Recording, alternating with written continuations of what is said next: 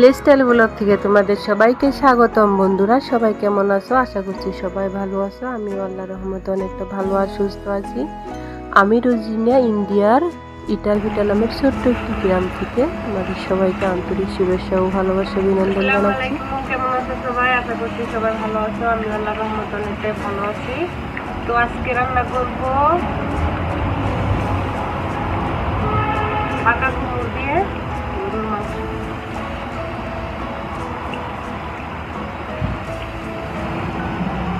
চলো এবার সবজিটা কাইটা নেই। কুমড়োটা বাজার থেকে কিনে নিয়ে এসে বাড়িতেও তো কুমড়োর গাছ নাই।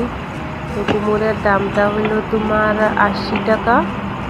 বাজার থেকে নিয়ে এসছে হাউলি বাজার থেকে, সেই জন্য দামটা একটু কমেই পাইছে। আমাদের এখানে যে সেন্টার আছে শান্তি বাজার, ওইখান থেকে আর কতদিন আগে একটা কুমড়ো নিয়ে এসাল তোমার 150 টাকা নিশাল। তো এটাখান দিয়ে কি কুমড়োটা আসাল 150 টাকা। তো সেম কুমড়ি বাজার থেকে আনা হয়েছে 80 টাকা। তো যাই হোক কুমড়োটা কাটতে নিতে আসছি। এখান থেকে রান্না করবো না, আধা ঘন্টা খেয়ে দিব আর আধা ঘন্টা রান্না করবো। একবারে তো আর খাওয়া যাবে না এত বড় কুমড়ো। আল্লাহ মুহাম্মদ রাসূলুল্লাহ। আসসালামু আলাইকুম সবাইকে। তো ভিডিওটা শুরু করছি। প্রথমে কুমড়োটা সুন্দর করে কাইটে নিতেছি। কাটাটা শেষ হয়ে গেছে। এদিকে হাঁস আইয়া প্যাক করতেছে। হাঁসের খাবার নিলাম, বস্তার মধ্যে কুড়াটা পেয়ে দিচ্ছি। তখন থেকে ধান ভাঙ্গায় আনছিলাম, কুড়াটা নিলাম। আর এখানে চাউলটা রেখে দিছি। ওখান থেকে কিছু চাউল, কুড়া আর চাউল মিশিয়ে তারপরে দিব হাঁসের। এদিকে কুঠা বাছা করা জঙ্গল গুন্না তুইলা ওইখানে একটা ডাস্টবিন রাখছি। ও ডাস্টবিনে ফালাই আসতেছি, কারণ ওইখানে সার বানাইতেছি। আদা বুনবো। তো আদাটা বুনবো বলে আদা তোমার একটু টুকলা আদা দিলে 1 কেজি করে আদা হয়। তো সেই জন্য আমি পছন্দ সার বানাইতেছি। আল্লাহ আল্লাহ। যাই হোক এবার হাঁসের আদার দিয়ে মাংস ফ্রিজে রাখা আসাল, রান্নাঘর থেকে নিয়ে আসলাম।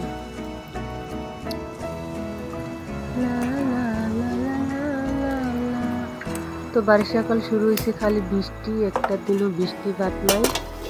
তো রান্নাটা করছি আমি বিকেলবেলা। সকালবেলা তো রান্না মানে ভর্তা ভাত খাইয়ে দিয়ে স্কুলে চলে গেছিলাম। স্কুল থেকে আইয়া কাজকাম করলে একটু রেস্ট নিয়ে আতিপরে হোমওয়ার্ক করাইয়া তারপরে বিকেলবেলা রান্না করতে চলে এলাম।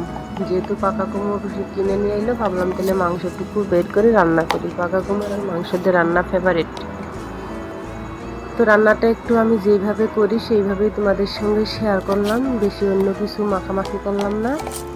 তো মিক্সার মেশিনে তোমার সব ধরনের মশলার ফাঁকি দিয়ে নিলাম। মরিচ, হলুদ, সজের পাখি যা লাগে সব দিয়ে দিচ্ছি। লবঙ্গ, এলাচ, জিরা, দারচিনি, গরুর মশলা যেগুলো লাগে আর কি, মরিচ, পেঁয়াজ, রসুন সব ধরনের মশলা একসঙ্গে আমি দিয়ে দিব। রসুন দিয়ে দিলাম, সামান্য পরিমাণ পানি দিয়ে দিব, না হলে এটা ব্লেন্ড হতে হবে না, কষ্ট হবে। আদা বাদা সব দিয়ে দিছি। তো বন্ধুরা তোমাদের সবাইকে একটা কথা বলছি।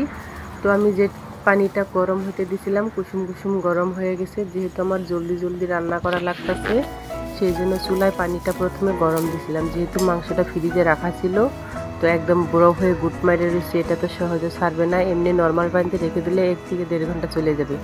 তার থেকে আমি হালকা কুসুম পানিটা গরম করে নিয়েছি। হালকা মানে একটু ভালোই আর কি গরম করে নিয়েছি। তো গরম পানিতে আমি মাংসটা দিয়ে দিব। তো দেখো পলিথিন দিয়ে বারবার করে বেঁধে রাখছি, একদম 8টা লাউ মারি গেছে। তো এবার বটিটাকে সুন্দর করে কাইটা নিলাম। পলিথিনটা যেন একদম ছিঁড়ে যায় না, সুন্দর করে বের করে নিয়ে এলাম। এবার সেই গরম পানিতে আমি মাংস টুকলাটা রেখে দিব। 5 থেকে 10 মিনিট রেখে দিলেই হয়ে যাবে। এটা একদম ছেড়ে দিব মাংস। যাই হোক তোমাদের একটাই রিকোয়েস্ট বন্ধুরা, তো আমি নতুন ইউটিউবার আসছি, হয়তো ভালো করে ভয়েস দিতে পারি না, শরম পাই, কাশ হচ্ছে, বা ভিডিও ভালো মতো বানাতে পারি না। তাও তোমরা একটু পাশে থাকো, লাহে সব পারো আর কি। আশা করছি তোমাদের ভালোবাসায় এগিয়ে যাব আর সব কিছু শিখবো। কিসনে দিয়া রাখবো।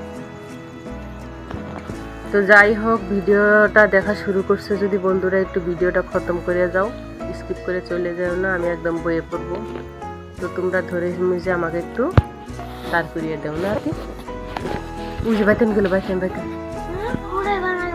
খাই গরম মধ্যে বাইতে নিচ্ছি আমার দিন না করে মাংসটাই দেখছো 5 থেকে 10 মিনিটের মাংসটা সারা শুরু করে দিছে তো এদিকে ভাত রান্নাও হয়ে গেছে পেটের মধ্যে খিদাও লাগিয়ে গেছে বৃষ্টি তো সারেই না পেটের ক্ষুদায় কি আর বৃষ্টি কি আর পেটের ক্ষুদা মানে পেটের ক্ষুদায় কি আর বৃষ্টি মানে যাই হোক মশলাটা আমি যেটা রেখা দিয়েছিলাম একদম সুন্দর করে সেটা তো মিক্সারে ব্লেন্ড করে নিতেছি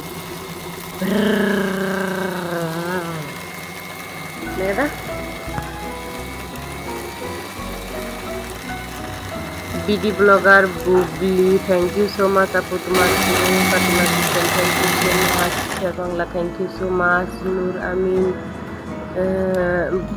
যারা যারা কমেন্ট করছে তাদের সবাইকে থ্যাংক ইউ জানাচ্ছি সাজিনা পারভিন রফিকুল ইসলাম জর্জিনা কিচেন তারপরে দেখি খারাপ আক্তার জিকেস এক্স থ্যাংক ইউ তোমাদের সবাইকে থ্যাংক ইউ সো মাচ পাশে থাকো বন্ধুরা এগিয়ে যাবো তেল বোতলের মুখাটা কষ্ট করে মারিয়েছিলাম একবার তো 1 কেজি তেল আমার হয়ে গেছে মায় লাগছে তো তেলটা গরম হয়ে গেছে এখন তেলের ভিতরে ব্লেন্ড করা মশলাটা দিয়ে দিলাম এবার মশলাটা আমি খুব ভালো করে ভেজে নিব 3 থেকে 4 মিনিট ভাজবো আমি তো হালকা আছে ভাজলে তোমার 10 মিনিট লেগে যাবো গা এই জন্য আমি জলটা চড়া রেখেই ভাজতেছি একটু নাড়াচড়াটা বেশি করতেছি আর কি মশলাটা যদি লাগিয়ে ধরে না তো মশলাটা ভাজা হয়ে গেলে পানি দিয়ে দিব পানি দিয়ে মশলাটা ফুটিয়ে নিব প্রথমে স্কুলের সময় হয়ে এলো এদিকে তাড়াতাড়ি ভয়েস দিতেছি সকালবেলা ভয়েসটা দিই তোমরা জানো সবাই সারাদিন ভিডিও বানাই রাত্রে এডিট করি সকালে ভয়েস দিই আবার সেভ করি তারপরে ভিডিওটা আপলোড করি তারপরে বিকেল 2টা বাজায় ভিডিওটা আমি পাবলিশ করি প্রত্যেক দিন বিকেল 2টা বাজায় আমি ভিডিওটা পাবলিশ করি বন্ধুরা সবাই একটু দেখে আইসো আমার চ্যানেলটা একটু পাশে থেকে তোমাদের সবাইকে আন্তরিক শুভেচ্ছা ও ভালোবাসা অভিনন্দন জানালাম এদিকে রান্না বান্নাটা খতম করে ফেলালাম রাত হয়ে গেছে তো আজকে বেশি দেখালাম না এইটুকুই বন্ধুরা রান্না বান্না করে খাওয়া দাওয়া করলাম আর কিছু করলাম না আর অনেকটাই করছি একা হাতে ভিডিও করা অনেকটাই কষ্ট ধরো স্টেমও নাই এক হাতে ভিডিও করি আতিফের ধরে ধরে ভিডিও করাই তো আতিফের বয়স তোমার 5 বছর থেকে 6 বছর স্টার্ট 6 বছর এগুলো আতিফের বয়স তো ও আর কি ভিডিও করবে স্কুলে যায় খাওয়া দাওয়া পড়াশোনা কয়টা করবো ও বহুত কষ্ট করতেছে আর কি যাই হোক তো thank you so much thank you আর কৌশল দিন তরকারি বার্তা কি সুন্দর লাগতেছে মনে করতেছে খালি কুমুরি খাই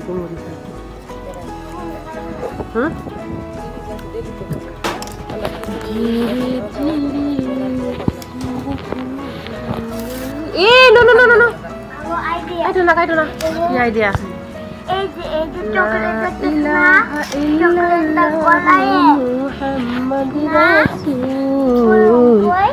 মোহাম্মদ মুস্তাফা নবীর কালিমা পড়ো কি কো ওই যে তোমার খালি ফ্রিজে থো আইসক্রিম নেই তো ওই আইসক্রিম তো খানা খানা